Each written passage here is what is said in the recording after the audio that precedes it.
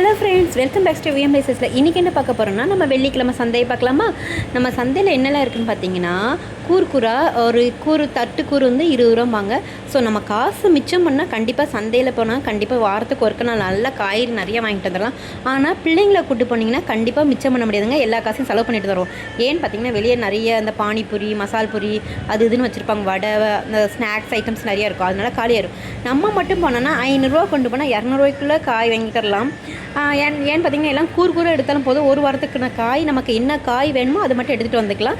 So அதுக்கப்புறம் பார்த்திங்கன்னா, நமக்கு ஒரு கூறு வந்து 20 ரூபான்னு சொல்லுவாங்க. கேரட்லாம் பார்த்திங்கன்னா நல்லாயிருக்கும், ஃப்ரெஷ்ஷாகவே இருக்கும். கேரட்டு, பீட்ரூட்டு, குடமிளகாய் எல்லாமே கிடைக்கும் 20 ரூபாய்க்கு. அந்த கூறில் எடுக்கிற லாபம் நமக்கு.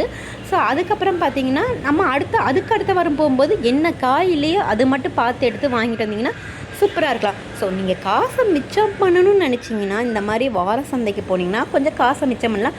ஸோ 500 கொண்டு போனீங்கன்னா கொஞ்சம் லிமிட்டாக காய் வாங்கிட்டு நம்ம ஒவ்வொரு வாரமாக கண்டினியூஸாக புது காயாக வாங்கிக்கலாம். சீனிக்கிழங்குலாம் நிறைய கிடந்துச்சுங்க.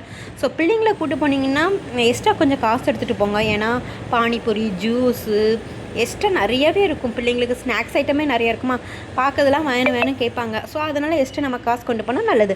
முள்ளங்கிலாம் பார்த்தீங்கன்னா நல்லா ஃப்ரெஷ்ஷாக சவுலேருந்து எல்லாமே நல்லா தான் இருக்கும்.